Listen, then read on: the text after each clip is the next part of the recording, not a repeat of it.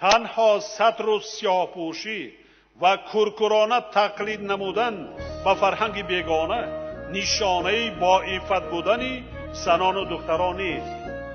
از سنت و عنعنه‌های ملی ما هویت و شأن و شرف زن تاجیک تماما و فرسخ‌ها دورند.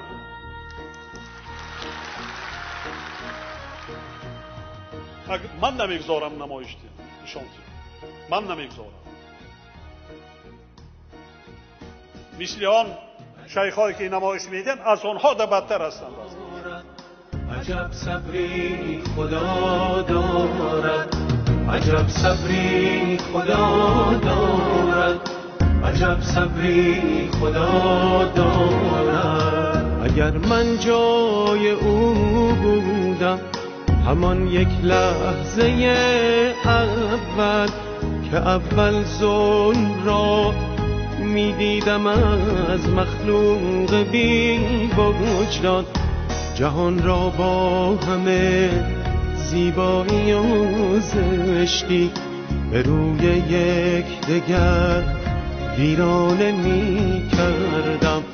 عجب صبری خدا دارد، عجب صبری خدا دارد، عجب صبری خدا دارد، عجب صبری خدا دارد.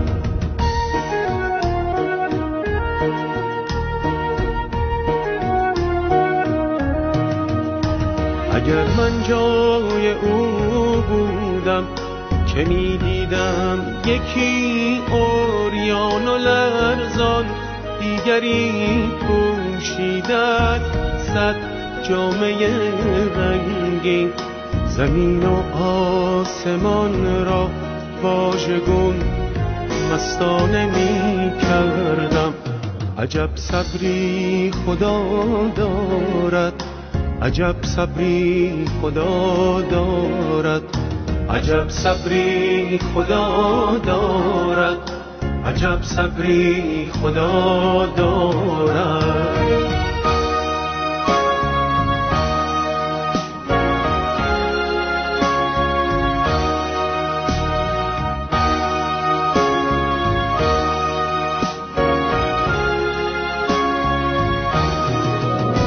عجب صبری خدا دارد، عجب صبری خدا دارد.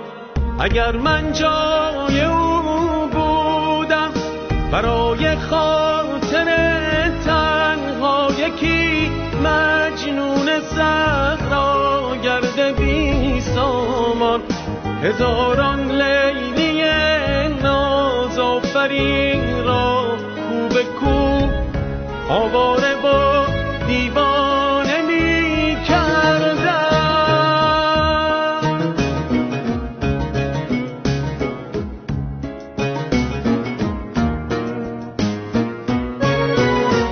عجب صبری خدا دارد، عجب صبری خدا دارد.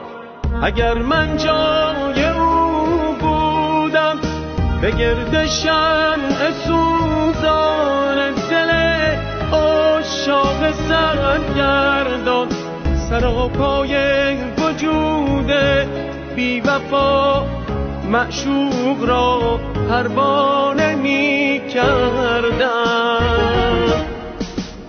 عجب صبری خدا دارد، عجب صبری خدا دارد، عجب صبری خدا دارد، عجب صبری خدا دارد.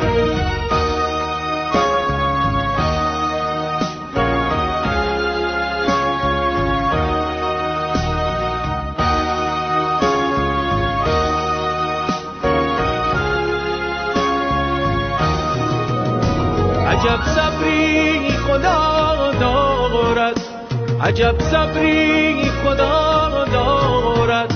چرا من جای او باشم همین بهتر که او خود جای خود بنشسته و تا به تماشای تمام زشتکاری ها مخلوق را دارد،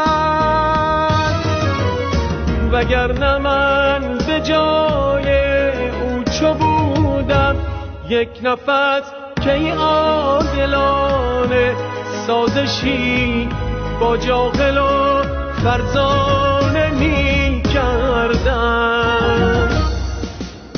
عجب صبری خدا دارد، عجب صبری خدا دارد، عجب صبری خدا دارد، عجب صبری خدا دارد. اونایی که حجاب بسر میکنن و زنوای میکنن پیش از همه این بیسوادی بیمعرفتی هست، سوادی کافی ندارن او هم گمراه گشتگان، حتی از همون زندگی خودشان نمیدونن چیکار میکنن.